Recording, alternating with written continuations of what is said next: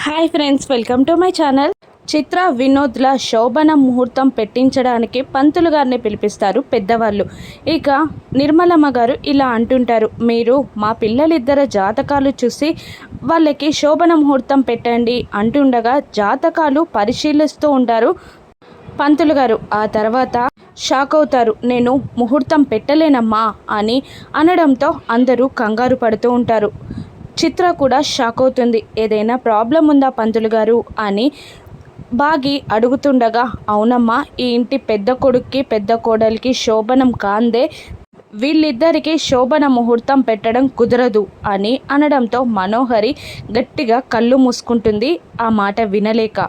ఇక అమర్ స్టెప్స్ పై నుండి పైకి వస్తూ ఉండగా బాగి ఏదో ఫోటో తుడుస్తున్నట్టు యాక్టింగ్ చేస్తూ ఉంటుంది. బాగి దగ్గరికి అమర్ వస్తుండగా తప్పించుకొని పారిపోవాలని చూస్తూ ఉంటుంది. ఆ బాగి చేయి పట్టుకొని దగ్గరికి లాగుతాడు. ఏంటండి అన్నట్టు చూస్తూ ఉంటుంది బాగి. చిత్ర వినోద్లు వేరే వేరే రూమ్లలో ఎందుకు పడుకుంటున్నారు అని అమర్ కాస్త కోపంగా అంటుంటాడు. అప్పుడు బాగి అమర్ ఫేస్ని గట్టిగా పట్టుకొని మీ వల్లే అని అనిస్తుంది. నా వల్ల నేనేం చేశాను అని ఆశ్చర్యంగా అడుగుతూ ఉంటాడు అమర్.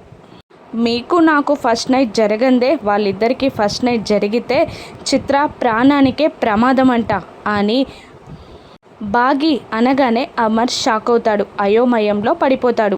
ఆ బాగి అమర్ని ఇప్పుడు ఏమంటాడా అని టెన్షన్గా చూస్తూ ఉంటుంది. బాగీతో ఫస్ట్ నైట్కి అమర్ ఒప్పుకుంటాడా? అమర్ బాగీలా ఫస్ట్ నైట్, చిత్ర వినోద్ల ఫస్ట్ నైట్ ఒకేసారి జరగనుందా? రాను ఎపిసోడ్స్లో చూద్దాం. Thank you for watching.